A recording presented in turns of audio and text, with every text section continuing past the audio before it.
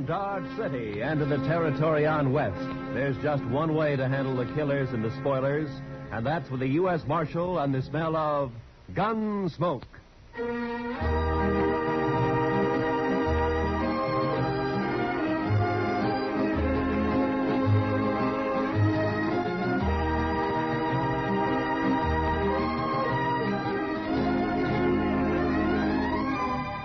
Gunsmoke, starring William Conrad. The story of the violence that moved west with young America. The story of a man who moved with it. Matt Dillon, United States Marshal.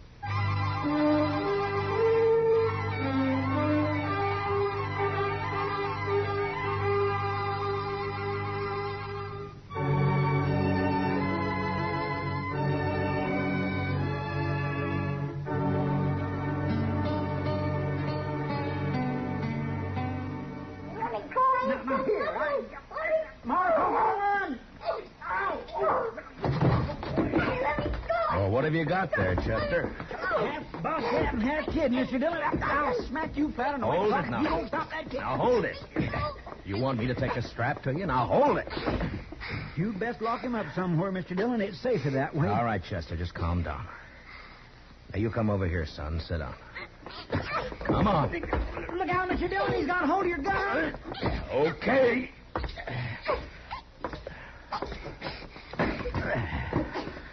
Now, you sit there. And don't you move an inch. You hear me? Not one inch. He is a mean little bug. Now, what's it all about, Chester? What's he done? I ain't done nothing. Now, you hush your mean little face. This here place is the law, and you're talking What's to he Marshal. done, Chester? I ain't done nothing. There, you I hear told that, you. Mr. Chester? Dillon? Yes, sir. Well, sir, I don't rightly know what he's done. That's what I told you. I ain't done nothing. Mr. Dillon, I was walking down to the office when I see this kid. I know most all the sprouts in town, but not him, so I says, hello, and he starts running. That's what he did? Yes, sir. And that's why you brought him in here? I sure did, Mr. Dillon. I figured if a kid runs away from me for doing nothing, then he's been up to something, so he must have done something. You know what I mean? No. Now, what's your name, son? I ain't done nothing. All right. Now, what's your name? I ain't saying. There, you see what I mean, Mr. Dillon? Just plain, ornery, mischievous. You mean live little here boy. in Dodge? I ain't saying. All right. Well, he's probably a runaway, Chester. I guess we'll have to lock him up until somebody comes looking for him, huh? Best thing in this whole wide world to do, Mr. Dillon. Just look at where he gnawed my thumb. Best thing to do. Come on, You ain't gonna lock me up? You got a better idea? We got to do something with you. Let me be on my way. Well, where do you live? About 4 miles out. Oh. Oh, sure. I know you. You're the Macklin kid. No, I ain't. I'm Danny Burch, but I ain't saying. There, I knew he wasn't town kid. I just knew that, Mr. Dillon. What did I tell you? Nothing. Now, if you'll just close up a minute, Chester, we can get this settled and Danny can go on his way. Now, you say you haven't done anything wrong, son? No. Your ma know you're in Dodge this morning? Guess so. All your chores done before you came? No. Well, maybe you better go on back then, huh? Your ma might be kind of worried. Guess so. You, got a horse? Yeah. Okay. So long. And take it easy. I can go now? Sure. Go ahead, Danny. You're Marshal Dillon, ain't you? Yeah, that's right. Well, I guess I come to Dodge to fetch you. My sister sent me. Oh? I wasn't going to, but I got to now because I promised Lily. She made me swear on Rattler's buttons, and I figured if I didn't see, I wouldn't be telling no lie if I told her he wasn't around. But now I seen. No, hold on. Your sister wants me to come out with you to your place, is that it? Yeah, Why? on account of Pa. None of us gives a hoot excepting Sister Lily, and she's just acting like a girl. Oh, what's happened to your pa? He's gone off again, shooting up the cattle. Thing is, he took 2 guns with him this time and a whole mess of bullets. Lily's just scared. Your pa been drinking a little, maybe? Yes. Anyhow, he goes loco and stays that way for a long while. But it's like Dave and Donald say. He'll get over it. He always does. They're my brothers, Dave and Donald. They ain't worrying. Uh-huh. Now, you want me to go out with you to help find him? Is that it? I don't want it. Lily does.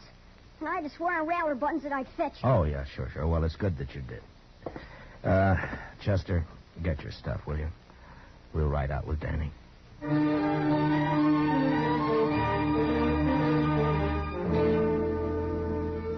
I didn't get anything more out of the boy on the way out to the Birch place. No one in town knew much about the family. They'd moved in about a year earlier, came up from the territories. The folks about said Birch and his brood kept pretty much to themselves. There'd never been any trouble with anybody. I looked at the boy riding his horse bareback. He was nice looking enough, but there was something the matter with his mouth. It was too hard. You could tell he wasn't a kid who did much smiling. Maybe with his paw acting that way, I didn't blame him. He sure rode his horse proud, though.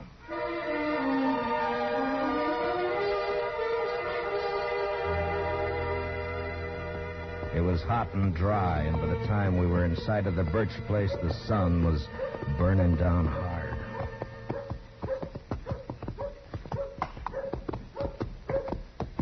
Oh. That'd be Donald, I figure. Yeah, there he is. Kid, get off on that horse and get over here. Gonna get yourself a licking. Lily made me go. It's not my fault. Do as I say. And you, mister. The name's Dillon. I'm the U.S. Marshal out of Dodge. Your brother asked me to come out and help. Don't need no help. Shut up, Ham. Nothing to help with. Danny, you heard. Put the horse away and get in the house. You ain't giving me no licking. Put up your gun. I'm coming over to talk. Come on, Chester.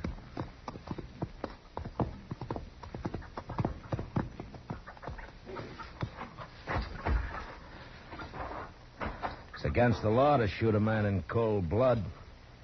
You know that? Shucks, I wasn't aiming at you. I was aiming at a rabbit up on the rise there. The horse had scared it away. Mm-hmm. Well, now, what about your paw? What about him? Have you found him? Shucks, he don't need to be found. He'll come back when he's good and ready. Pa's off hunting. That's not what your brother says. Where'd he go? Oh, he's going to get himself a licking, that's what, and he knows it. Kept himself away, that's what.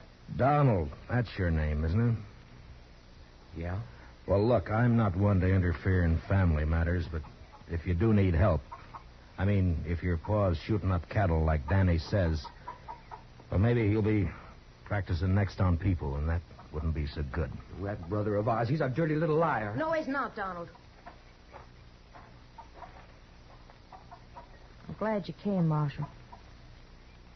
You come into the house, please?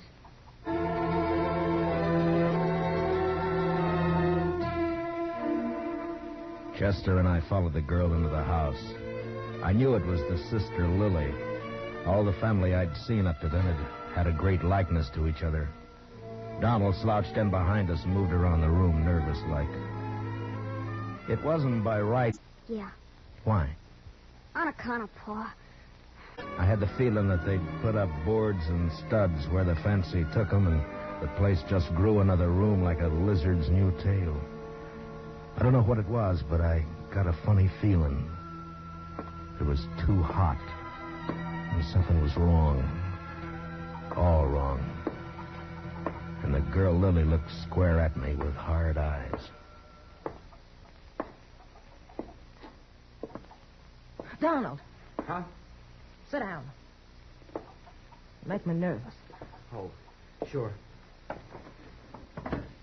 Marshal Dillon, I want you to help us find Pa. Oh, Lily, Dave's going to be awful mad. Somebody's got to do something around here. Did your pa take a horse? No, Oh, where do you think he went, Miss Lily? I don't know. Maybe up to Horse Flat.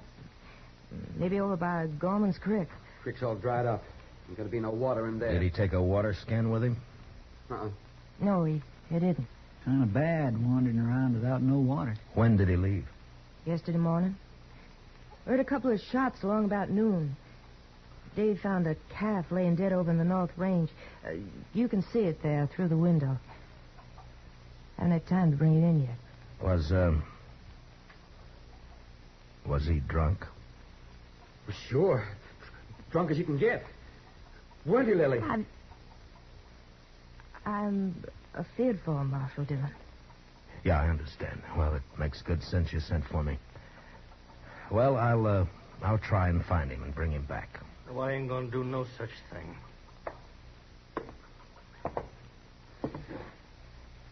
You that Marshal fella out of Dodge? This is Marshal Dillon, Dave. My brother, Dave Birch. How are you? I told you, Lily. Told you keep our business to us, not outside. It's got to be somebody else's business the way it is, Dave. And you know it. No such thing, Lily. I told her, Dave. I told her. I knew you was going to be mad. I figure the four of us, you and your brother here, and Chester and me, ought to be able to get him in before night. Now, mister, I told you we don't need you. Nor no one else. I'll be obliged you get off this property. Dave! Shut up, Lily. I'll see you and your fella there to the door, Marshal. I'm sorry, but if your paw's running around dangerous, it's my duty to find him. Donald. I got him. Get up slow, Marshal. And you, fella, reach up high. Okay, Dave. Take the guns.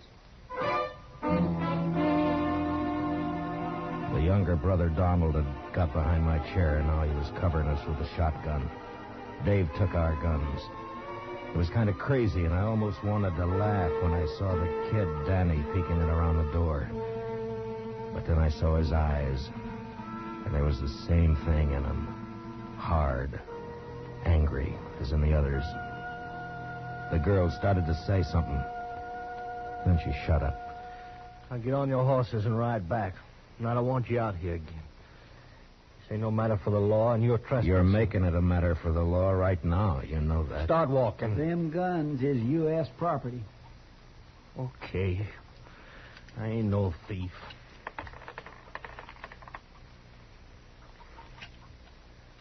Here, bullets I'm keeping. Figure they're worth about 2 bits. Donald, give him 2 bits. Sure. Here. Right, now here's your guns. Now get out fast. If you come snooping back again, me and my brother's going to be shooting at you.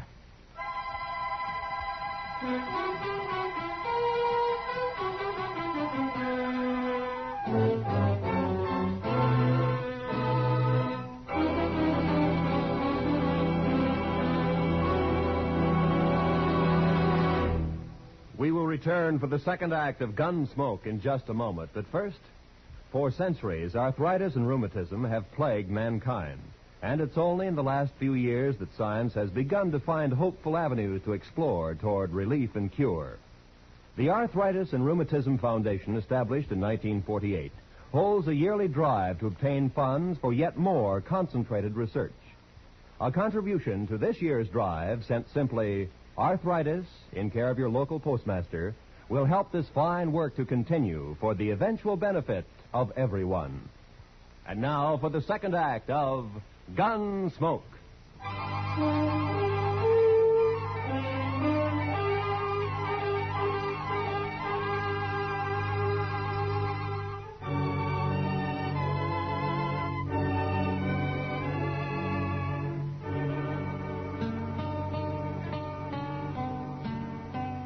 The 2 brothers followed us out and over to the horses. As hot as it was in the house, it was worse in the open. The saddles were burning. There wasn't another word passed between the Birch boys and me. They just stood covering us. And when I looked back 100 yards or more off, they were still there. Well, sir, that's what comes of trying to do a kindness, Mr. Dillon. As far as I'm concerned, they deserve whatever happens. I can't make it out, Chester. You'd think from the way they talk they don't care what happens to their paw. Mean bunch of children. They probably don't. My, Mr. Dillon, you ain't even riled they pulled guns on us. I guess I'm not, Chester. You know, there's something awful wrong back there. Those boys don't look the kind to pull a gun. And the girl wanted to talk, all right, but they wouldn't let her. Just mean, that's all. Oh, Oh, you aim to go back, Mr. Dillon? It's like I said, Chester. If it's just a family affair, you and me don't belong in it. But if the old man's as drunk as he sounds, he could make a lot of trouble. No, we're not going back right now. We're going to have a look around this country for a spell.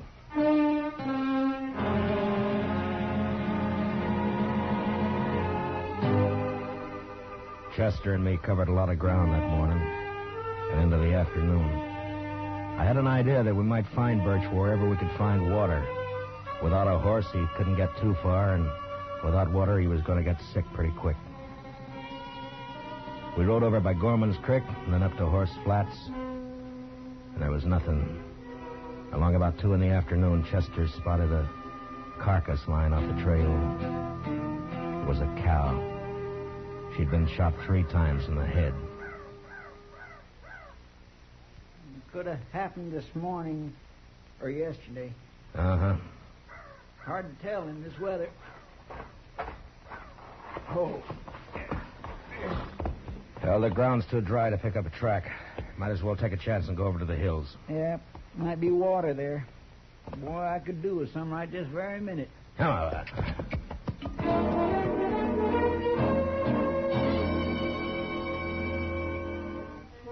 I got a funny taste in my mouth looking at that dead cow. When a thing dies natural or gets killed for food, that's one thing, but even an animal has a look about it when it's been murdered. We rode the 6 miles to the hills. They weren't rightly hills, maybe more like humps rising up from the brown, dry earth. And we could get a good view across the plain. There was a patch or two of wild oats up there, long turned to rust, and foxtails. Maybe it was in our minds, but just those few feet higher made us seem closer to the sun and hotter.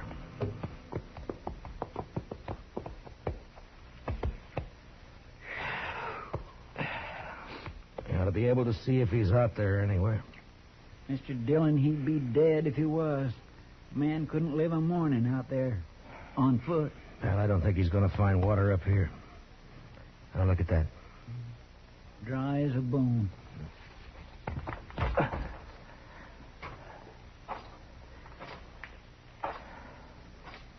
You see something, Mr. Dillon? Yeah, tracks, I think.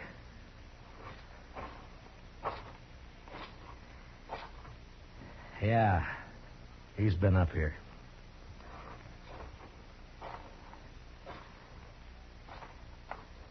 I went down again, though. Over there. You sure made a long way on foot. Must be more than 8 miles from his place. Yeah.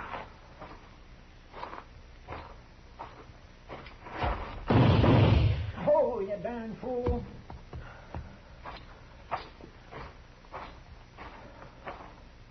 Rattler. Yeah, I saw. Blew his head clean off. I was afraid you was going to step on him. Well, we'll follow the tracks until they give out. Come on.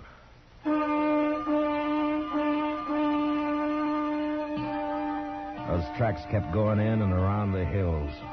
In a couple of places we saw where they'd stop by a dry water hole, then went on. Then as the hill sloped down to the plain again, we lost them.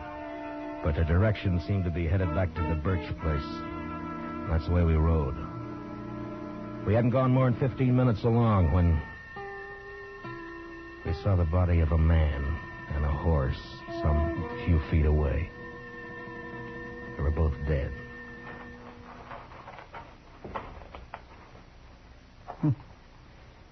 He wanted to make sure, didn't he, Mr. Dillon? Birch must have emptied his gun.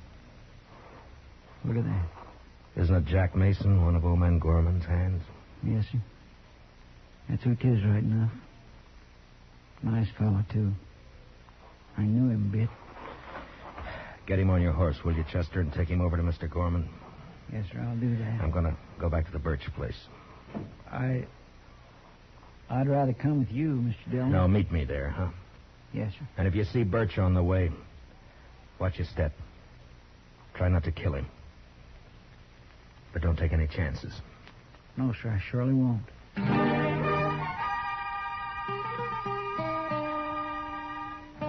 There was killing now, and I wasn't in the mood to talk gentle and kind with the sons and girl at the house. It was the boy Danny that saw me first. He was sitting on the doorstep. He ran inside, and a second later I saw Dave come out with a shotgun. I didn't give him a chance to make up his mind. Dave!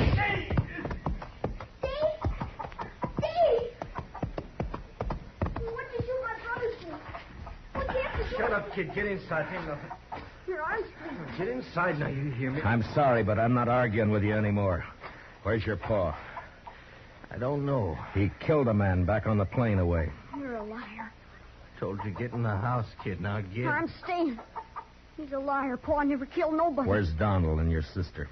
Outlook. Mister did he? He killed some. Yeah. Jack Mason, one of Gorman's boys. Don't you say that. Don't you say Danny, it. get me some whiskey, will you? My arm pains. Yeah. Yeah, I will. But you ain't gonna tell no lies about my Paul. You tell him to quit, Dave. Where do you think he is? Donald Hurst shot up Horse Flats when they'd gone up there. And he must have doubled back from the hills. Listen, you tell the boy to ride into town and fetch the doc out here. He'll take care of that arm. Okay. When my deputy rides in, Chester Proudfoot, tell him where I've gone, will you? Sure. Marshal. Yeah. Marshal, you gonna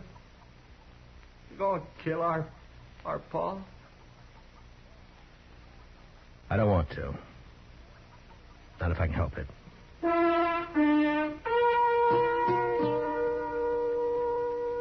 Over at Horse Flats, I caught up with Donald and Lily Birch. I told them about the killing. And a half-mile further on, the three of us saw the old man. He was crouched down on his haunches by a parched water hole, stripped naked. He was crying. It was a bad sound.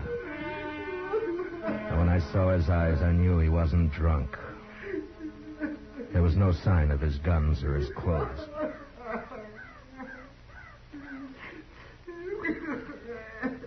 Come on, Pa. It's okay. It's Donald. You're okay, Pa. Come on, home. Come on, Pa, please. I knew it would happen like this. Someday. I knew it would.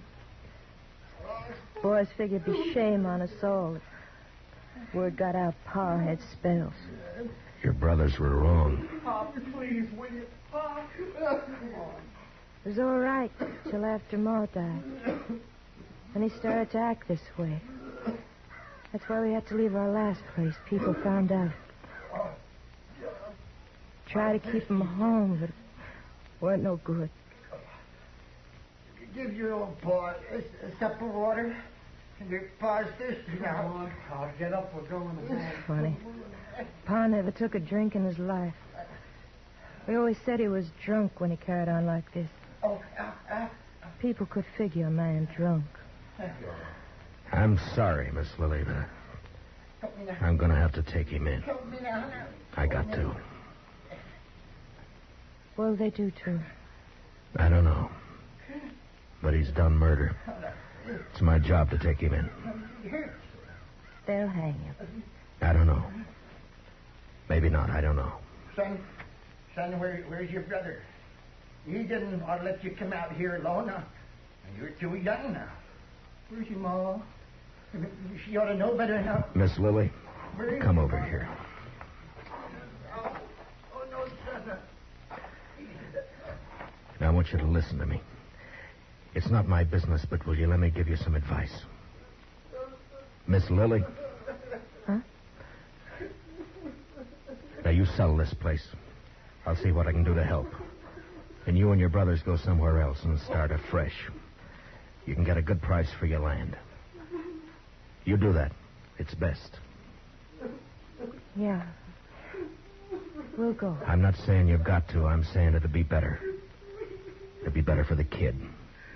He's seen too much of this. It's not good. You gotta teach him to smile again.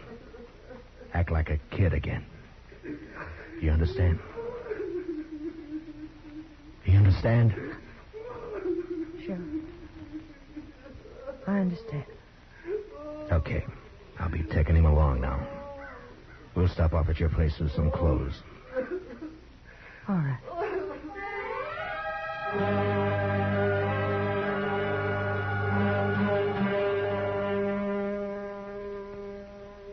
We took the old man back to his place. Got him dressed. His children said goodbye to him like they knew that they'd never see him again. Like there was no hope. Chester rode in, and the old man seemed real happy to go back with us to Dodge. He didn't know. He didn't care.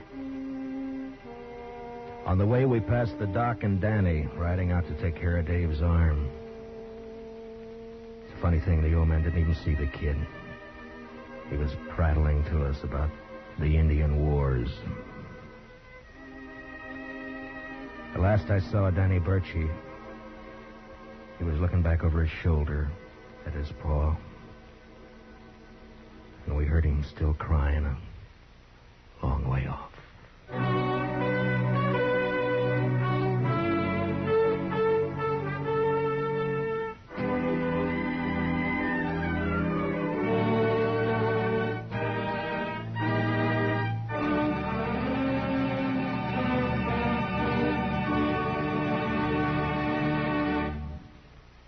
Gunsmoke, under the direction of Norman MacDonald, stars William Conrad as Matt Dillon, U.S. Marshal. Tonight's story was specially written for Gunsmoke by Anthony Ellis, with music composed and conducted by Rex Corey. Featured in the cast were Richard Beals as Danny and Michael Ann Barrett as Lily, with Lee Millar, John Daner, and Lawrence Dobkin. Parley Bear is Chester.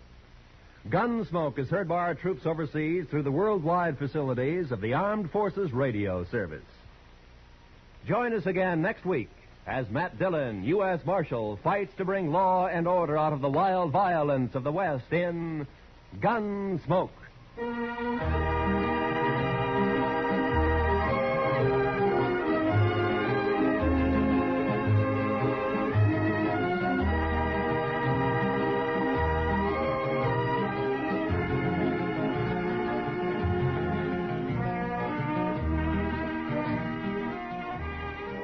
The New York Philharmonic celebrates its 110th birthday tomorrow, and in observance, there will be a repeat performance of Beethoven's Symphony No. 5. This work was featured on the first Philharmonic broadcast over 100 years ago.